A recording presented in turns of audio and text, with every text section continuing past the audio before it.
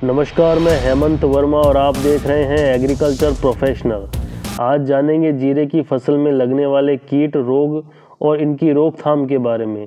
तो आइए शुरू करते हैं। जीरा राजस्थान और गुजरात की प्रमुख रबी फसल है। यह फसल अधिक मुनाफे के लिए की जाती है। इसका मंडी भाव लगभग 25 से 26 हज़ार प्रति क्विंटल तक रहता ही है, लेकिन यह फसल रोगों के लिए अधिक सेंसिटिव है।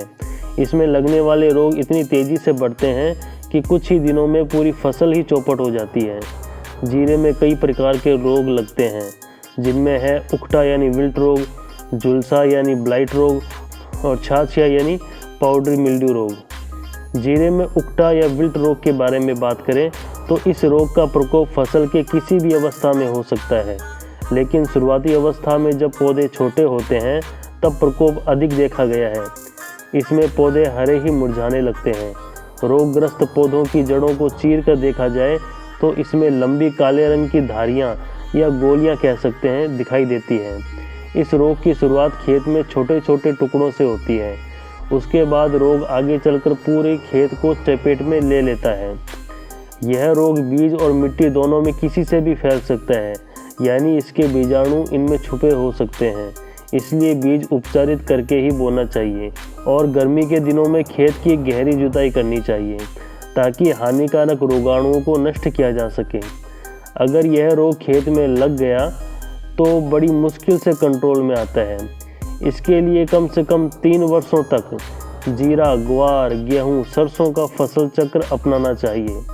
बुआई से पहले सरसों का भूसा जमीन में मिलाने से भी इस रोग में कमी आती है। इसके साथ ही बीजों को कार्बनिज्म 50% WP या थायोफिनिक मिथाइल 70% WP 2 ग्राम प्रति किलो बीज या जैविक फफूंदनाशी ट्राइकोडर्मा विरिडी से 10 ग्राम प्रति किलो बीज की दर से उपचारित कर बीज को उपचार करना चाहिए, जिससे हमारे जीरे की फसल 15 से 20 दिनों तक सुरक्षित रह सके।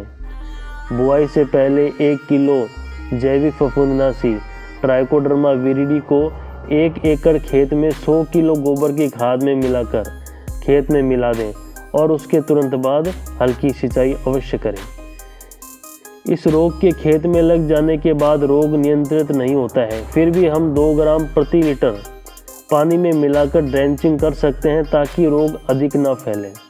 अब बात करते हैं जीरे के दूसरे रोग की, जिसमें है झुलसा, जिसे हम रातिया या कालिया रोग भी बोलते हैं। जीरे की फसल में फूल लगने के बाद यदि आकाश में बादल छाए रहें तो इस रोग का लगना लगभग तय है। फूल आने के बाद से फसल पकने तक यह रोग कभी भी हो सकता है। इस रोग से पौधों की पत्तियां और तने पर शुरू में गहरे भूरे रंग के टारगेटेड धब्बे बनते हैं, जो धीरे धीरे काले हो जाते हैं। पौधे झुलसे हुए नजर आते हैं। अधिक रोग होने पर पत्तियां और फूल झड़ जाते हैं और बीज अगर बन जाते हैं तो सिकुड़ जाते हैं। यह रोग 80% से अधिक नमी और 25 से 30 डिग्री सेंटीग्रेड तापमान में अधिक फैलता है।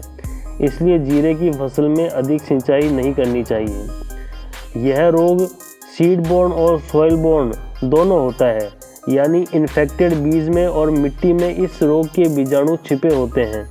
इसी से रोग फैलता है। इसलिए बीज उपचार और मिट्टी उपचार अवश्य करें। बुआई के 30 से 35 दिन बाद मैंकोजेब 75% WP 2 ग्राम या कार्बनिज्म 12 प्लस मैंकोजेब 63% WP की 2 ग्राम मात्रा प्रति लीटर पानी में मिलाकर स्प्रे करके फसल को रोग से बचाया जा सकता है। अगर ज़रूरत पड़े तो 10 से 15 दिन बाद स्प्रे दोहरा भी देना चाहिए। आखिरी रोग है छाछिया, जिसे हम बबूतिया या चूर्णिल आसिता रोग या पाउडरी मिल्ड्यू रोग भी कहते हैं। इस रोग के लक्षण सबसे पहले निचली पत्तियों पर छोटे छोटे धब्बे के रूप में दिखाई देते हैं, जो पूरी पत्तियों पर फैल जाते हैं और धीरे धीरे पूरा पौधा ही सफ़ेद हो जाता है, मानो जीरे के खेत में आटा बिखेर दिया है। इसमें बीज ना के बराबर बनते हैं। यह रोग फूल आने से बीज बनने तक अधिक उग्र दिखाई देता है। गर्म और नमी वाले मौसम में अधिक तेजी से फैलता है। अधिक तेज रोग होने पर सफ़ेद चूर्ण हल्के काले रंग की दिखाई देने लगती है। जीरे में रोग लक्षण दिखाई देते ही घुलनशील सल्फर को 2 ग्राम प्रति लीटर पानी के हिसाब से मिलाकर या 25 किलो सल्फर डस्ट प्रति हेक्टेयर या 10 किलो प्रति एकड़ के हिसाब से डस्ट बुरकाव कर दें। सल्फर तेल की मात्रा को बढ़ाता है, जिससे जीरे में खुशबू अधिक बनी रहती है। अधिक प्रकोप होने पर डाइनोकैप 48 EC 1 ml प्रति लीटर पानी में मिलाकर या जाइनेब 68 प्लस हेक्साकोनाजोल 4% WP 2 ग्राम प्रति लीटर पानी के साथ मिलाकर स्प्रे करें। अब हम बात करते हैं जीरे में छाछिया और झुलसा रोग एक साथ आने पर इसके क्या बचाव के उपाय हो सकते हैं।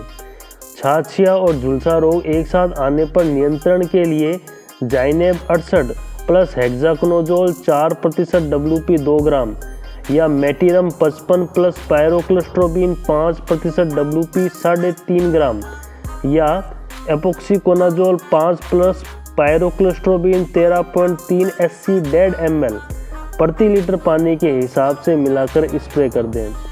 इससे दोनों रोगों में नियंत्रित किया जा सकता है। यह फंजीसाइड थोड़ी कॉस्टली पड़ती है मगर कंट्रोल अच्छा करती है। अब बात करते हैं कीट और बीमारियों से बचाने का स्प्रे शेड्यूल के बारे में, जिनका समय पर स्प्रे करने से बीमारियां व कीट आने से पहले ही रोका जा सकता है।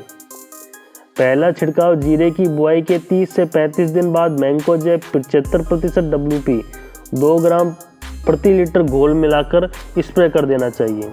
दूसरा छिड़काव बुआई के 45 से 50 दिन बाद जाइनेब 68 प्लस हेक्साकोनाजोल 4% WP 2 ग्राम के हिसाब से या मेटिरम 55 प्लस पायरोक्लोस्ट्रोबिन 5 WG को 3.5 ग्राम या एपोक्सीकोनाजोल 5 प्लस पायरोक्लोस्ट्रोबिन 13.3 SC डेड ml प्रति लीटर और इसके साथ इंसेक्टिसाइड डाइमिथाइड 30 EC 1 ml प्रति लीटर पानी के हिसाब से मिलाकर स्प्रे कर देना चाहिए।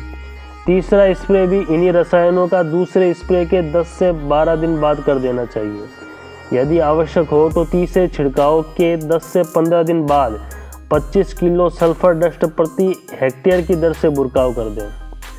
अब अंत में कीट के बारे में बात कर लेते हैं। जीरे में एफिड या महू कीट का प्रकोप रहता है। यह हरे पीले रंग का रस चूसक कीट है, जिसका आक्रमण फूल आने यानी जनवरी के पहले सप्ताह में शुरू हो जाता है और फरवरी के आखिरी सप्ताह से मध्य मार्च तक प्रकोप बहुत अधिक देखने को मिलता है। इसमें पौधे के ऊपरी भाग में गांठें बन जाती है, यानी पत्तियों में गुच्छे बन जाते हैं और पत्तियां खिली हुई नजर नहीं आती। इसके अंदर ये एफिड कीट छुपकर बैठा रहता है। कीट को नियंत्रित करने के लिए इमिडाक्लोपिड 17.8 SL 12 ग्राम या एसीफेट 75 SP 20 ग्राम या थायोमेथाक्सोम 25 WG 8 ग्राम प्रति 15 लीटर पानी की टंकी में मिलाकर स्प्रे कर दें। ज़रूरत पड़ने पर 10 से 15 दिन बाद इस स्प्रे को दोहरा भी देना चाहिए। आपका कोई भी सुझाव या जानकारी सहृदय आमंत्रित है। कमेंट करके ज़रूर बताएं। धन्यवाद।